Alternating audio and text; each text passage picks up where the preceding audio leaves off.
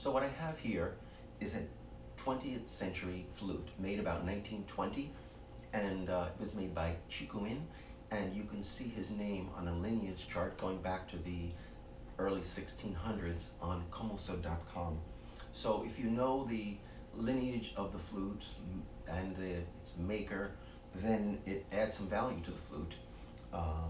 And there was a different way of tuning in those days. Here's the row. But as you work your way up the scale,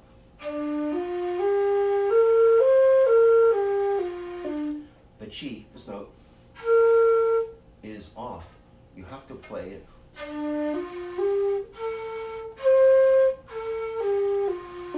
You have to compensate every time you play that note.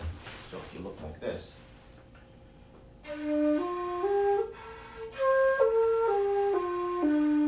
so not recommended unless you are an advanced player or you like a real challenge. So another thing that makes this particular instrument difficult to play is that it's a wide bore. So that means that it's much wider in the top than the average flute, which means that the air has to blow further and it's more difficult to make a sound. So the plus side is that you can get a very powerful sound.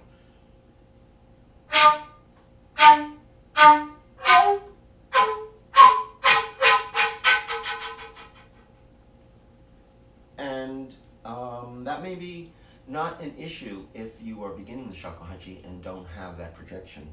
Nevertheless, this is not my first flute. It's probably my third in a 30-year period. So I have worked up to older flutes with more richness of tone, because richness of tone is what you get with a particular quality of bamboo that's generally not available today.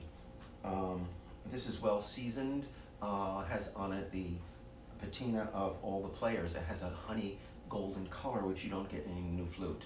So these are qualities that make this flute particularly unusual and special.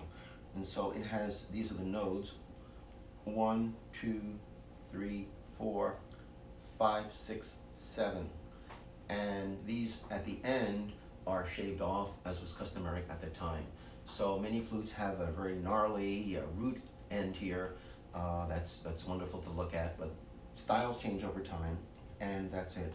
This has only been repaired a few times, and that does not take away from the value of the flute, provided it still has a wonderful sound. Because once your flute cracks, it could change the tone forever, and it could be missing something. Another thing is that if your flute cracks and it's been repaired many times, the work on the internal bore would mean that the sound is altered from the way it was 50 years ago or 100 years ago. So needless to say, this instrument has been around for 500, 1,000 years.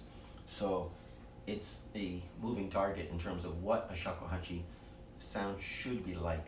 But if you buy a flute from another era, it will, by and large, have the aesthetic of that time period. And hopefully it hasn't been modified to modern taste. The whole point of a shakuhachi having 4 holes on the top and 1 on the back is that you get more of the quality of the vibration of the bamboo. So you get so many more overtones. If there were more holes, like a 7-hole flute, you would not get quite the richness of tone. If you have developed technique, then a wide bore will let you bite into the sound more and give you more variety of interpretation. For example,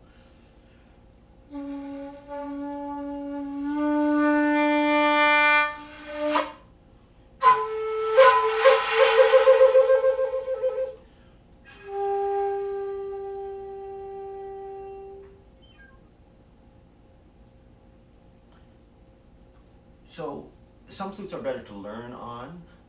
You can buy a high quality flute that's easy to play, to learn on, and then move to a difficult flute later on. This has the joint in the middle, does not change the value of the flute. And this particular flute is showing some wear and tear. It actually has the shading finger marks of people who have played this from previous generations. And to me, that adds a certain quality. The Japanese call that quality wabi-sabi.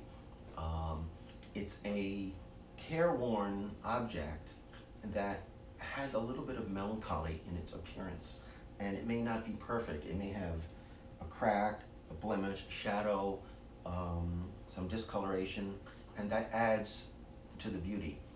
And so shakuhachi collecting is very much a specific but wonderful endeavor, and I'm hoping that this video will help inform you as to what to look for in a flute. Now, these holes are large. Many flutes in those days have smaller holes. They allow the flute to have a richer tone, but they don't play very loud. Another thing is that this particular flute is red, a red urushi on the inside, and there is a crack. My crack goes from here to here, and it's been repaired. This band here is a cord. It's monofilament, it's a nylon, but it has been covered with a layer of cherry bark. This was done, I don't know, could have been generations ago. It could have been more than 50 years ago. This and this was done in my lifetime, and I actually had to do it because my flute cracked here. See, the problem with shakuhachis, if you're not living in a very humid climate, is that the sunshine on the flute is enough to crack it. And especially in the winter, if you leave this flute out and the room gets hot, a temperature change will crack it. So we store these in plastic bags with moisturizers, sponges in the closet, and carefully protect them. So another thing to think about before you invest in an expensive instrument is, are you willing to take care of it?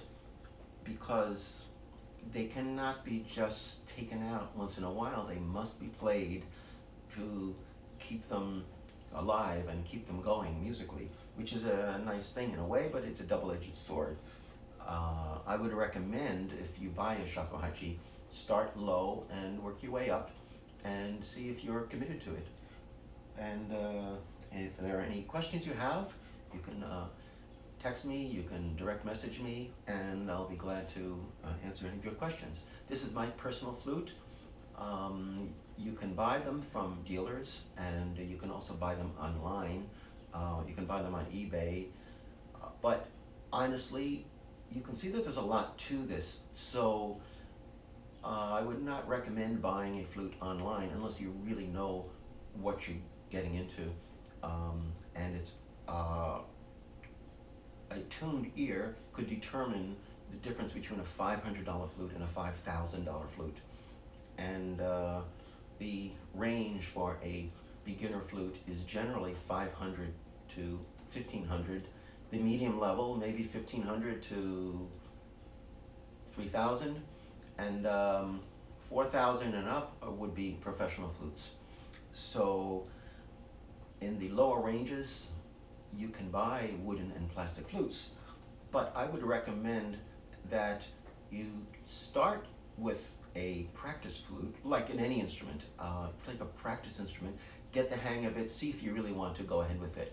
But far more important than the pedigree or value or history of your flute is your ability, because this particular instrument, it takes a long time to be able to evoke the tonal quality that you want and that instrument is capable of.